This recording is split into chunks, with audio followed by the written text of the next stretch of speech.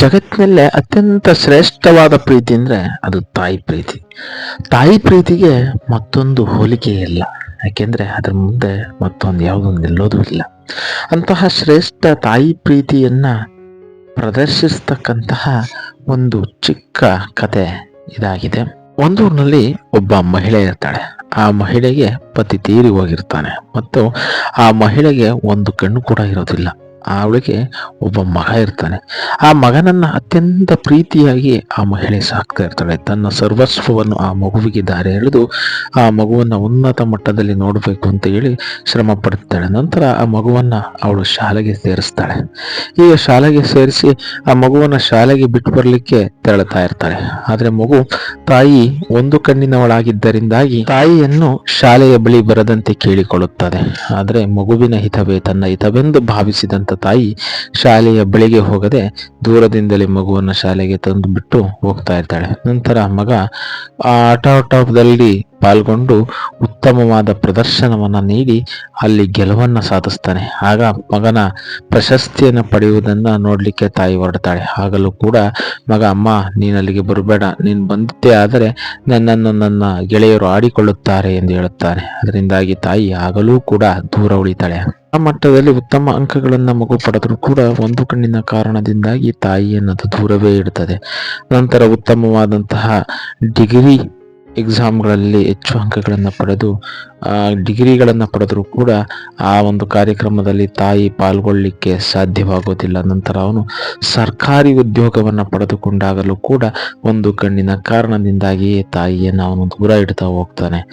ಸರ್ಕಾರಿ ಉದ್ಯೋಗಿಯಾಗಿ ನಂತರ ಅವನು ನಗರವನ್ನ ಸೇರಿ ನಗರ ಜೀವನವನ್ನ ಪ್ರಾರಂಭಿಸ್ತಾನೆ. ತಾಯಿಯನ್ನ ತುಂಬಾ ದೂರ ದೂಡಲ್ಪಡ್ತಾನೆ. ತದನಂತರ ಹೆಚ್ಚು ಹಣವನ್ನ ಗಳಿಸಿ ಶ್ರೀಮಂತನಾಗ್ತಾ ಹೋಗ್ತಾನೆ.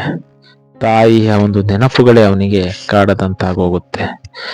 ಹಾಗೆಯೇ ಮುಂದುವರೆದು ಅವನು ವಿವಾಹವನ್ನ ಆಗ್ತಾನೆ. ಸುಂದರ ಯುವತಿಯೊಂದಿಗೆ ವಿವಾಹವನ್ನ ಆಗ್ತಾನೆ. ಈ ವಿವಾಹದಲ್ಲೂ ಸಂದರ್ಭದಲ್ಲೂ ಕೂಡ ಅವನು ತನ್ನ ತಾಯಿಯನ್ನ ವಿವಾಹಕ್ಕೆ ಆಹ್ವಾನಿಸಿದರೆ ತಾಯಿಯ ಒಂದು ಕಣ್ಣಿನ ಕಾರಣದಿಂದ ತನಗೆ ಅವಮಾನವಾಗಬಹುದು ಎಂಬ ಉದ್ದೇಶದಿಂದಾಗಿ ತಾಯಿಯನ್ನ ಅವನು ಆ ವಿವಾಹ ಮಹೋತ್ಸವಕ್ಕೂ ಕೂಡ ಆಗಮಿಸದೆ ತನ್ನ ವಿವಾಹವನ್ನ ಮುಗಿಸಿಕೊಳ್ತಾನೆ. ಇತ್ತ ತಾಯಿ ತನ್ನ ಮಗ ಒಂದಲ್ಲ ಒಂದು ದಿನ ತನ್ನೆಡೆಗೆ ಬರ್ತಾನೆ ಅಂತ ಹೇಳಿ ಕಾದು ಬಸವಳಿತಾಳೆ.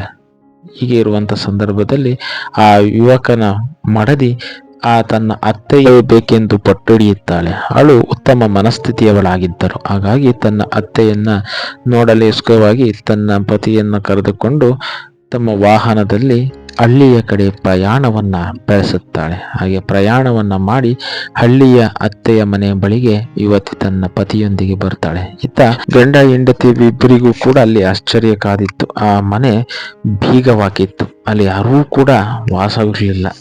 ಆಗ ಅಲ್ಲಿ ಸನಿಹದಲ್ಲಿದ್ದವರನ್ನ ವಿಚಾರಿಸಿದಾಗ ಆ ಹೆಂಗಸು ಸಾವನ್ನಪ್ಪಿ ಬಹಳ ವರ್ಷಗಳೇ ಕಳೆದಿದ್ದವು. ಆದರೆ ಮಗನಿಗೆ ಈ ವಿಷಯವೇ ತಿಳಿದಿರಲಿಲ್ಲ. ಅವನು ತನ್ನ ತಾಯಿಯ ಸಂಪರ್ಕವನ್ನ ಪೂರ್ತಿಯಾಗಿ ಕಳೆದುಕೊಂಡಿದ್ದರಿಂದಾಗಿ ತಾಯಿಯ ಸಾವಿನ ವಿಚಾರವೂ ಕೂಡ ಅವನಿಗೆ ತಿಳಿದಿರಲಿಲ್ಲ. ಸ್ವಲ್ಪ ಮಟ್ಟಿಗೆ ಆ ಗಂಡ ಹೆಂಡತಿಗೆ ಈ ವಿಷಯ ಬೇಸರವಾಗುತ್ತೆ. ಆದರೂ ಕೂಡ ಮಗನಿಗೆ ಅಷ್ಟೊಂದು ಬೇಸರವೇನಾಗೋದಿಲ್ಲ. ಆಗ ಅಲ್ಲಿದ್ದಂಥ ಒಬ್ಬ ವ್ಯಕ್ತಿ ಆ ತಾಯಿ ಸಾಯುವ ಸಂದರ್ಭದಲ್ಲಿ ಹೇಳಿದಂಥ ವಿಷಯವನ್ನ ತಿಳಿಸ್ತಾನೆ.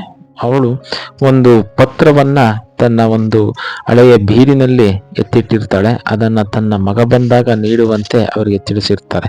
ಆ ಸಂದರ್ಭದಲ್ಲಿ ಅಲ್ಲಿದ್ದಂತಹ ವ್ಯಕ್ತಿ ಅವನಿಗೆ ಆ ಒಂದು ಪತ್ರವನ್ನ ನೀಡ್ತಾಳೆ. ಆ ಪತ್ರದಲ್ಲಿ ತಾಯಿ ಹೀಗೆ ಬರೆದಿರ್ತಾಳೆ: ಮಗನೇ, ನೀನು ನನ್ನನ್ನು ಬಹಳ ದೂರ ಬಿಟ್ಟೆ.